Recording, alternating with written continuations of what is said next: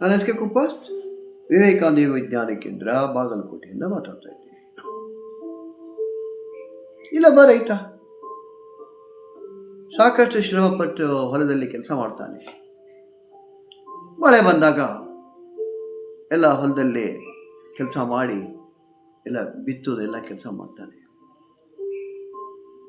ಇನ್ನೇನು ಮತ್ತೆ ಸರಿಯಾದ ಟೈಮ್ಗೆ ಮಳೆ ಬರುತ್ತೆ ಅಂತ ಕಾಯ್ಕೊಂಡು ಕೂತಿರ್ತಾನೆ. ಮಳೆ ಬರಲ್ಲ, ಬಿತ್ತಿದ್ದೆಲ್ಲ ಹಾಳಾಗೋಗ್ಬಿಡುತ್ತೆ, ಕೆಟ್ಟೋಗ್ಬಿಡುತ್ತೆ. ಆಗ ಅವನಿಗೆ ಸಿಟ್ಟು ಬರುತ್ತೆ. ದೇವರ ಜೊತೆಗೆ ಜಗಳ ತೆಗಿತಾನೆ. ಏನು ನಾನು ಇಷ್ಟೊಂದು ಶ್ರಮ ಪಡ್ತೀನಿ, ನಿನಗೆ ಬಿತ್ತೋದು ಗೊತ್ತಿದೆಯಾ? ಯಾವಾಗ ಬಿತ್ತಬೇಕು, ಏನು ಮಾಡಬೇಕು ಅಂತ. ಸೊ ನಿನಗೆ ತಿಳಿದಾಗ ಮಳೆ ನೀನು ಕೊಡ್ತೀವಿ, ನಿನಗೆ ತಿಳಿದಾಗ ನೀನು ಗಾಳಿ ಬೀಸಂತ ಹೇಳ್ತೀವಿ, ಏನೇನೋ ಮಾಡ್ತೀನಿ ಸೊ ಎಲ್ಲ ನಾನು ಮಾಡಿದ ಕೆಲಸ ಹಾಳಾಗೋಗ್ಬಿಡುತ್ತೆ. ಅದಕ್ಕೆ ಆ ಜವಾಬ್ದಾರಿ ನಿನಗೆ ಬೇಡ, ನನಗೆ ಕೊಡು. ನನಗೆ ಬೇಕಾದಾಗ ಮಳೆ ತರಿಸ್ತೀನಿ, ಗಾಳಿ ಬೇಕಾದಾಗ ಗಾಳಿ ಬೀಸಂತ ಹೇಳ್ತೀನಿ. ಆಯಿತು, ದೇವರು ಅವ್ರಿಗೆ ಆಶೀರ್ವಾದ ತಥಾಸ್ತು. ಆಯ್ತಪ್ಪ, ನಿನಗೆ ಇಚ್ಛಾ ಪ್ರಕಾರ ಸೊ ನಿನಗೆ ಮಳೆ ತರಿಸೋದು ಗಾಳಿ ಬೀಸೋದು ಜವಾಬ್ದಾರಿ ನಿನಗೆ ಕೊಟ್ಟಿದ್ದೀನಿ, ನಾನು ಮಾಡು. ಆಯಿತು, ರೈತರಿಗೆ ಖುಷಿ ಆಗುತ್ತೆ. ಎಲ್ಲ ಹೊಲದಲ್ಲೆಲ್ಲ ಕೆಲಸ ಮಾಡಿ ಮಳೆ ಬರಲಿ ಅಂತಾನೆ. ಮಳೆ ಬರುತ್ತೆ ಸರಿಯಾಗಿ. ಸೊ ಮಳೆ ಬಂದ ನಂತರ ತನ್ನ ಕೆಲಸ ಬಿತ್ತೋದು ಎಲ್ಲ ಮಾಡ್ತಾನೆ. ಒಳ್ಳೆ ಬೆಳೆ ಬರುತ್ತೆ, ಎಲ್ಲ ಬರುತ್ತೆ. ಎಲ್ಲ ಕಡೆ ಹಸಿರು ನಳಿಸ್ತಾ ಇರುತ್ತೆ, ಚಂದ. ಆಮೇಲೆ ಗಾಳಿ ಬೇಕಾದಾಗ ಗಾಳಿ ಬೀಸಬೇಕು ಅಂತಾನೆ. ಗಾಳಿ ಬೀಸುತ್ತೆ, ಎಲ್ಲನೂ ಆಗುತ್ತೆ. ಆದರೆ ಎಲ್ಲ ಬೆಳೆ ಚಲೋ ಎಳೆ ಎತ್ತರ ಎಲ್ಲ ಬೆಳೆದಿದೆ.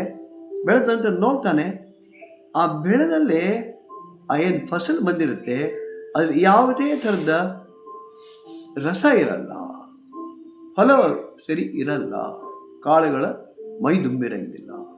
ಎಲ್ಲ ಸುಮ್ಮನೆ ಏನೋ ಒಟ್ಟು ಬೆಳೆದಿದೆ ಅಷ್ಟೇ. ಈಚ್ಕಾಯಿ ಅಂತಾರಲ್ಲ ಹಾಗೆ, ಆ ಥರ ಯಾವುದೇ ಶಕ್ತಿ ಇಲ್ಲ ಬೆಳೆದಿದೆ ಕಾಳುಗಳಲ್ಲಿ. ಅಂಥ ಪರಿಸ್ಥಿತಿ. ಅದಕ್ಕೆ ಮತ್ತೆ ಸಿಟ್ಟು ಬರುತ್ತೆ. ದೇವ್ರಿಗೆ ಹೇಳ್ತಾನೆ, ನೋಡು ನಾನು ಇಷ್ಟೆಲ್ಲ ಮಾಡಿದೆ, ಈ ಥರ ಆಗಿದೆಯಲ್ಲ. ಅದಕ್ಕೆ ದೇವ್ರು ನಗ್ತಾನೆ, ಹೇಳ್ತಾನೆ, ನೋಡು ನಿನಗೆ ಮಳೆ ಬೇಕಂದಾಗ ನೀ ಮಳೆ ಬಾಂದಿ, ಗಾಳಿ ಬೀಸಂದಿ. ಮಳೆ ಸಾಕಷ್ಟು ಜೋರು ಬಂತು, ಎಲ್ಲ ನೀರೆಲ್ಲ ಹೊಲದಲ್ಲಿ ನಿಂತು. ಸೊ ನೀನು ಹಾಕಿದ ಬೀಜಗಳಿಗೆ ಯಾವುದೇ ಶ್ರಮ ಇಲ್ಲ. ಅದಕ್ಕೆ ಅದು ಈ ಥರದ ಪರಿಸ್ಥಿತಿ, ಬರೀ ಬೆಳೆದಷ್ಟೇ ಖರೆ, ಇಂಥ ಪರಿಸ್ಥಿತಿ ಬಂದಿದೆ.